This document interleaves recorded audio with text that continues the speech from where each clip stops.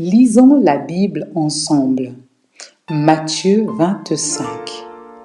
La parabole des 10 jeunes filles. Alors le royaume des cieux ressemblera à l'histoire des 10 jeunes filles qui prirent leurs lampes et sortirent pour aller à la rencontre du marié. 5 d'entre elles étaient imprévoyantes et 5 étaient raisonnables. Celles qui étaient imprévoyantes prirent leurs lampes mais sans emporter une réserve d'huile. En revanche, celles qui étaient raisonnables emportèrent des flacons d'huile avec elles. Or, le marié tardait à venir. Les jeunes filles eurent toutes sommeil et s'endormirent. À minuit, un cri se fit entendre. « Voici le marié, sortez à sa rencontre !» Alors, les 10 jeunes filles se réveillèrent et se mirent à préparer leurs lampes. Les imprévoyantes demandèrent aux raisonnables « Donnez-nous un peu de votre huile, car nos lampes s'éteignent. » Les raisonnables répondirent « Non, car il n'y en aura pas assez pour nous et pour vous. Vous feriez mieux d'aller au magasin en acheter pour vous. » Les imprévoyantes partirent donc acheter de l'huile. Mais pendant ce temps, le marié arriva. Les 5 jeunes filles qui étaient prêtes entrèrent avec lui dans la salle de mariage et l'on ferma la porte à clé. Plus tard, les autres jeunes filles arrivèrent et s'écrièrent « Maître, maître, ouvre-nous !» Mais le marié répondit « Je vous le déclare, c'est la vérité, je ne vous connais pas. Veillez donc, ajouta Jésus, car vous ne connaissez ni l'heure ni le jour. » La parabole des 3 serviteurs. Verset 14. Il en sera comme d'un homme qui allait partir en voyage. Il appela ses serviteurs et leur confia ses biens. Il remit à l'un 500 pièces d'or, à un autre 200, à un troisième 100, à chacun selon ses capacités. Puis il partit. Le serviteur qui avait reçu les 500 pièces d'or s'en alla aussitôt faire du commerce avec cet argent et gagna 500 autres pièces d'or. Celui qui avait reçu 200 pièces agit de même et gagna 200 autres pièces. Mais celui qui avait reçu 100 pièces s'en alla creuser un trou dans la terre et y cacha l'argent de son maître. Lorsque, longtemps après, le maître de ses serviteurs revint et se mit à régler les comptes avec eux. Celui qui avait reçu 500 pièces d'or s'approcha et présenta les 500 autres pièces en disant « Maître, tu m'avais remis 500 pièces d'or, j'en ai gagné 500 autres. Les voici. » Son maître lui dit « C'est bien, bon et fidèle serviteur. Tu as été fidèle dans des choses qui ont peu de valeur. Je te confierai donc celles qui ont beaucoup de valeur. Viens te réjouir avec moi. » Le serviteur qui avait reçu 200 pièces s'approcha ensuite et dit « Maître, tu m'avais remis 200 pièces d'or, j'en ai gagné 200 autres. Les voici. » Son maître lui dit « C'est bien, bon et fidèle serviteur, tu as été fidèle dans les choses qui ont peu de valeur. Je te confierai donc celles qui ont beaucoup de valeur.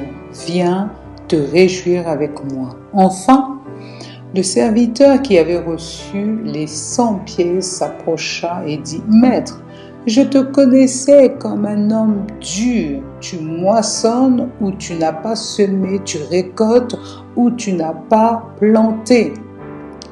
J'ai eu peur et je suis allé cacher ton argent dans la terre. Eh bien, voici ce qui t'appartient. Son maître lui répondit, mauvais serviteur, paresseux, tu savais que je moissonne où je n'ai pas semé, que je récolte où je n'ai rien planté. Eh bien, tu aurais pu placer mon argent à la banque et à mon retour, j'aurais retiré mon bien avec les intérêts. Enlevez-lui donc les 100 pièces d'or et remettez-les à celui qui en a 1000. Car quiconque a quelque chose recevra davantage, et il sera dans l'abondance. Mais à celui qui n'a rien, on enlèvera même le peu qui pourrait lui rester.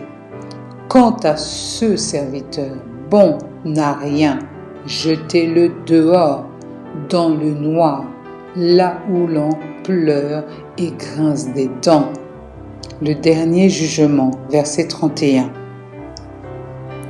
Quand le Fils de l'homme viendra dans sa gloire, avec tous les anges qui siégera sur son trône royal, tous les peuples de la terre seront rassemblés devant lui et il séparera les gens les uns des autres, comme le berger sépare les moutons des chèvres. Il placera les moutons à sa droite et les chèvres à sa gauche. Alors le roi dira à ceux qui sont à sa droite, venez, vous qui êtes bénis par mon Père, et recevez le royaume qui a été préparé pour vous depuis la création du monde. Car j'ai eu faim, et vous m'avez donné à manger. J'ai eu soif, et vous m'avez donné à boire. J'étais étranger, et vous m'avez accueilli chez vous. J'étais nu, et vous m'avez habillé. J'étais malade, et vous avez pris soin de moi. J'étais en prison, et vous êtes venus me voir.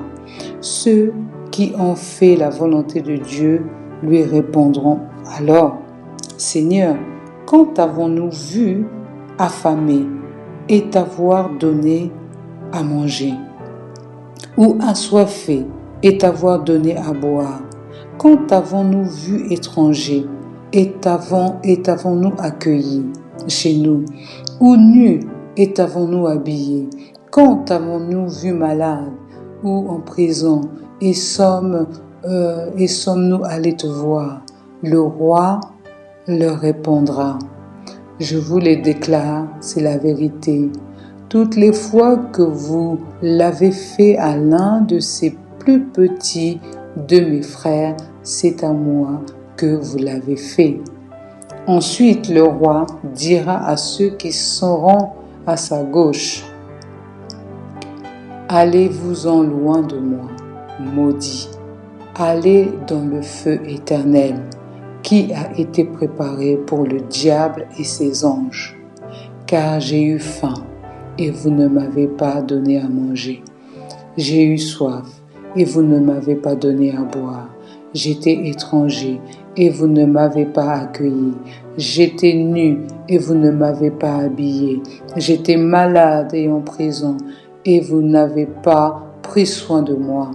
Ils lui répondirent alors, Seigneur, mais quand t'avons-nous vu affamé ou soif, ou assoiffé, ou étranger ou nu, ou malade ou en prison, et ne t'avons-nous pas secouru?